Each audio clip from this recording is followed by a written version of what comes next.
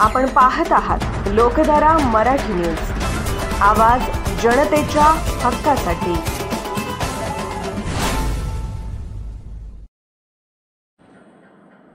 शासनाने घातक 2023चा GR वरची स्थगिती उठवल्यामुळे महाराष्ट्र राज्य मच्छीमार कृती समिती यांच्या मार्गदर्शनाखाली मुंबई आझाद मैदान येथे भव्य धरणे आंदोलन। यावेळी काँग्रेस पक्षाचे आमदार नानाभाऊ पटोले बोलताना आणि मच्छीमारांच्या हक्काचं रक्षण केलं पाहिजे आणि त्या मच्छीमारांच्या संस्थांना, ज्या परंपरागत मच्छीमार सहकारी संस्था आहेत, त्यालाच हे तलाव मिळाले पाहिजे आणि नाममात्र दरात मिळाले पाहिजे। त्याला जेव्हा पाठपुरावा चालू झाला, त्याच्यावर मीटिंग झाल्या। हे सचिव असतात तिकडे मंत्रालयामध्ये, रमेश कुमार नावाचा एक सचिव होता त्यावेळेस। त्याला तर असं वाटत होतं की मी आपल्या घरूनच पैसे देतोय। त्याला तर त्यावेळेस देवकाते नावाचे मंत्री होते आपले मत्स्य व्यवसायाचे, सोलापूर जिल्ह्याचे अनंतराव देवकाते। त्यांना मुख्यमंत्री महोदयांनी विलासराव देशमुख साहेबांनी सांगितलं होतं की नाना म्हणतात तसं GR काढा।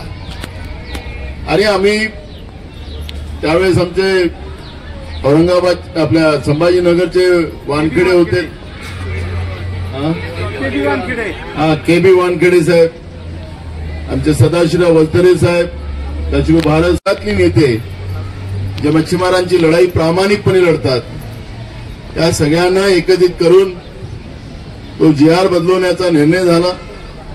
मोरगाव जुनी गोंदिया जिल्ह्यातल्या त्या ठिकाणी एक मोठा भव्य मेळावा झाला। त्या ठिकाणी सांगण्यात आलं की विलासराव देशमुख साहेबांचा सत्कार आपण केला आणि विलासराव देशमुख साहेबांनी सांगितलं की तुम्ही म्हणाल, तुम्ही फक्त टाईप करून तुम्हाला पाहिजे तसं GR काढा, मी त्याच्यावर थप्पा मारेल, अशा पद्धतीची भूमिका घेतली आणि आपण तो GR त्यावेळेस बदलवला, तो काळा GR।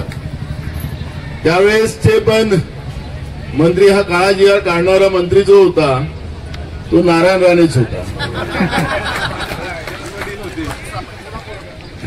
नारायण राणेच होता, आता त्याचा पोरगा आला। फरक काहीच नाहीये, बाप गेला पोरगा आला। आता पोरगा का आला याचाही विचार मंथन आपल्याला करावं लागणार।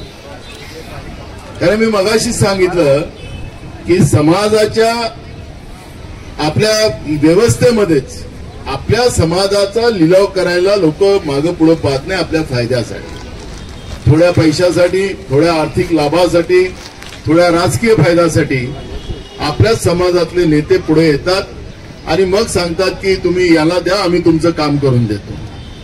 त्याच्यातलं लोकधारा मराठी न्यूजला लाईक करा, शेअर करा आणि सबस्क्राईब करा।